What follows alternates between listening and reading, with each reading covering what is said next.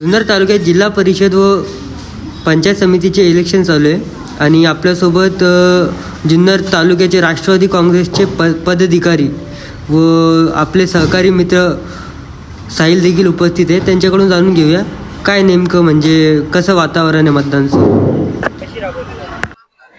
दादा नमस्ते.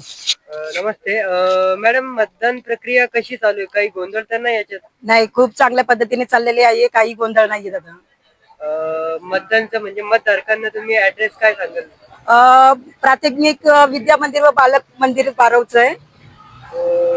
आता ZP election साठी आपल्या राष्ट्रवादी काँग्रेसकडून कोणते उमेदवार आहे मॅडम?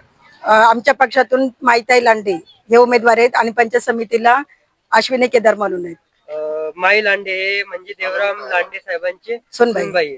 हो. तर तुम्हाला म्हणजे यांच्यात तुमच्या मते यांच्यात विकास करायची धमक आहे का? म्हणजे जनतेचे प्रश्न सोडवणं, एक सपोज करा हे विजयी झाले झेडपी इलेक्शन साठी, तर हे जनहिताच्या लोकहितासाठी हे म्हणजे कसं काय काय कार्यकिर्दी करतील आणि विकासासाठी काय करतील जुन्नरच्या? 100% कामं होतील, कारण त्याच्या अगोदर पण त्यांचे सासरे म्हणजेच आपले लांडे साहेब देवराम शेठ लांडे हे सुद्धा जेडपीचे अध्यक्ष होते आणि 100% विकासाची जी कामं आहेत ती 100% होणार. तिथे रस्ता असो किंवा काही योजनेचा असो किंवा कोणत्याही गोष्टी असो, सगळे 100% त्यांच्या हातून होणार. आता हे 12 तांबे गट हे स्वच्छता आणि सुरक्षासाठी जाणलं जातं, तर हे आपले उमेदवार माई लांडे हे सॅटिस्फाईड करणार का या 12 एरियाला? 100% करणार. वैभव शेठ, आणि हे जे आपले 12 तांबे गट आहे याचे झेडपी इलेक्शन व पंचायत समिती इलेक्शनचे पूर्ण उमेदवाराचे नाव सांगाल का तुम्ही? हो, सांगू शकतो ना. सांगा सर. राष्ट्रवादी काँग्रेसकडून माईताई अमोल लांडे, तसेच शिवसेनेकडून सुनीताई बोर्डे आणि पंच समितीला बारावगानातून अजिंक्य घोलप यांच्या मिसेस आहे, नीलम अजिंक्य घोलप. त्याच्यानंतर राष्ट्रवादीकडून केतरी म्हणून आहे, पंचायत समितीला केतरी म्हणून आहे, आणि बारूचे उपसरपंच राजू शेठ कारबळ यांचे मिसेस आहे संगीताताई कारबळ. हे अपक्ष उभे आहे, कब्बशी चिन्ह होते, निवडणूक लढत आहे. 12 मधून कब्बशी हे प्राधान्याने बहुसंख्य मतदान हे कब्बशीला होईल, कारण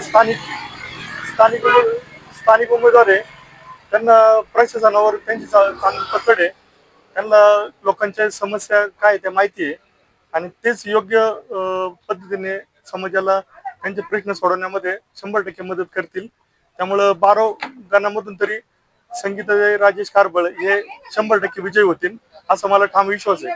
आता हे संगीताताई कारभाळ यांचं म्हणजे चिन्ह कब्बशी यांना म्हणजे तिकीट का नाही मिळालं म्हणजे तुमच्यामध्ये? यांनी सुरुवातीला त्यांना शरददादा जे तालुक्याचे कार्यसम्राट आमदार आहे, त्यांना आधी सुरुवातीला काम करण्यासाठी सांगितलं. त्यांनी 2-3 महिन्यापासून त्यांचं काम पण चालू ठेवलं सातत्याने, परंतु नंतर मध्यंतरी पक्ष प्रवेश झाला. राष्ट्रवादीतले बरेचसे कार्यकर्ते शिवसेनेमध्ये आल्यामुळं जे राजू शेठ कारबळे जे निष्ठावंत आहे, 15-20 वर्षांपासून शरददादांचे कट्टर समर्थक म्हणून त्यांना ओळखलं जातं, त्यांना अचानक त्यांचं तिकीट कट झाल्यामुळे मग शेवटी त्यांनी अपक्ष उभं राहण्याचा निर्णय घेतला. करा ते विजय झाले कारभाळ, तर इन फ्युचर ते शिवसेना मध्ये दाखल होतील का? शिवसेना एकनाथ शिंदे गट याच्यामध्ये दाखल होतील का, अशी संभावना आहे का? आता तरी असं ठामपणे सांगता येत नाही, परंतु ज्यावेळेस ते विजय होतील त्यावेळेस ते नक्कीच 12 जे जनतेने त्यांना निवडून दिलेले आहे त्यांचं ते मत घेतील. जर मतदारांनी सांगितलं किंवा जनतेने सांगितलं तर तुम्ही शिंदे गटात जावं शिवसेनेच्या, तर ते नक्कीच विचार करून प्रवेश करतील, परंतु अजून तरी काय असे ठाम सांगता येणार नाही. आता जनतेचा प्रश्न सोडवण्याची आणि विकास करण्याची धमक, आता तुम्ही जे सांगता उमेदवार कारभाळ, तर त्यांच्यात ती धमक आहे का? म्हणजे हे विकासासाठी सक्षम आहे का? लोकांचं आता तुम्ही सकाळपासून इथं आहे, म्हणजे तुम्ही एक कार्यकर्ते म्हणून इथं सकाळपासून आहे, तुम्हाला काय तुमच्या मते काय की कोण म्हणजे जिल्हा परिषद आणि पंचायत समितीसाठी? आता आमचं तर उमेदवार पंच समिती गणातून आहे, त्यामुळे मी तुम्हाला अपक्ष उमेदवार जे आहे संगीता राजेश कारबळ हे 100% विजय होतील याचा मला ठाम विश्वास आहे. आणि 12 तांबे गटामधून जिल्हा परिषद गटामध्ये माई अमोल लांडगे यांचा विजय होईल असं मला एकंदरीत चिन्ह वाटते. मॅडम तुम्हाला काय वाटतंय हे झेडपीचे इलेक्शन हम्म, आणि पंचायत समितीचे इलेक्शन आज राबवले गेलेले, हम्म. आता 2-3 दिवसानंतर निकाले, हो. तर हे तुम्ही सकाळपासून इथं आहे आणि तुम्ही ही परिस्थिती बघताय, हे मतदान प्रक्रिया बघताय, मतदार इथं येत आहे, हवा कोणाची आणि मेन म्हणजे कोण कोण म्हणजे तुमच्या मते कोण निवडून येईल? 100% आमच्या उमेदवाराची हवा आहे आणि 100% आम्हीच विनिंग होणार आहे. माई लांडे. माई लांडे राष्ट्रवादीचे आणि आमचे. पंचायत समितीसाठी पंचायत समितीला सुद्धा आमचेच उमेदवार निवडून येणार. अशफाक भाई, आपण इथं आमची बाईट घेण्यासाठी तो उपलब्ध झाले. मी आपलं आवाज लोकशाहीचा या देखील चॅनलचा मी आभारी आहे.